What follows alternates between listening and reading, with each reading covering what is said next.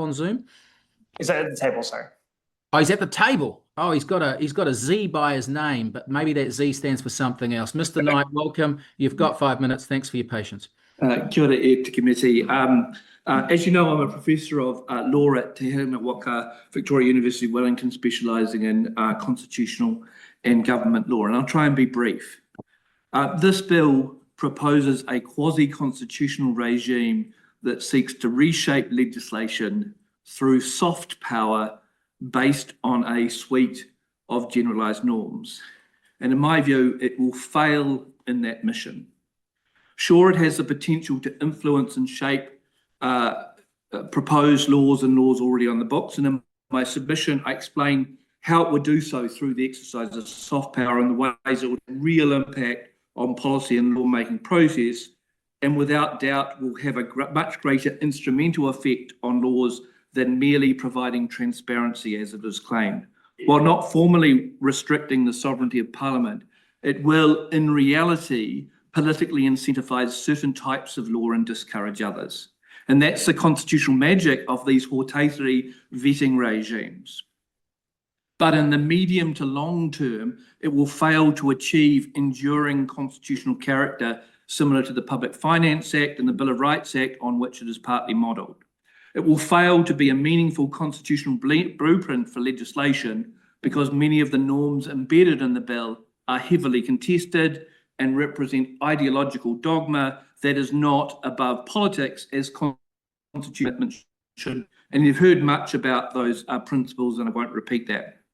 It will fail to join the package of quasi-constitutional instrument because it ignores the relevance of existing higher order norms such as Te Tiriti, the treaty, the Bill of Rights Act, international law. It ignores their relevance to regulatory design and legislative equality project, and will create discordant noise and external tensions in the policy and lawmaking process.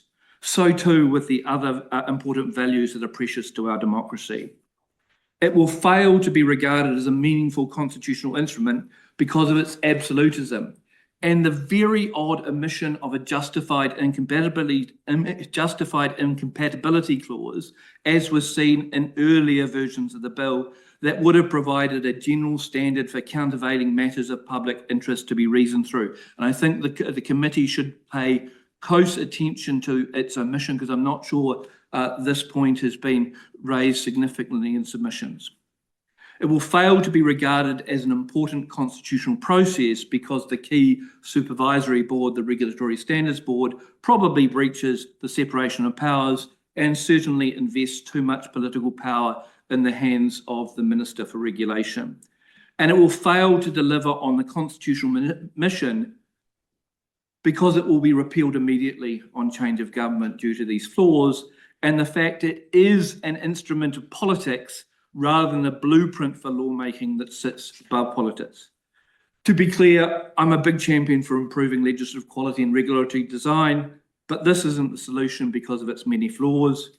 A more constructive regime for improving legislative quality and regulatory design would, and as I've set this out in my submission, build on and incorporate principles drawn from the legislation guidelines, principles that have widespread agreement, and charge, I think, a new select committee with undertaking the vetting and evaluation process against those guidelines. But my very strong submission is that this bill should not proceed in its current form and certainly should be sent back to the drawing board. Kia ora. Okay, thank you, Mr. Knight. We've got time for a quick question from Dr. Russell. Thank you very much, Dean, for your work on this. Look, I take your point. I've been testing with some other lawyers Clause 24, which says this act does not confer a legal right or impose a legal obligation on any person that is enforceable in a court of law, and suggesting that perhaps this bill may not confer those rights, but it will have a big impact on the way that the laws are interpreted.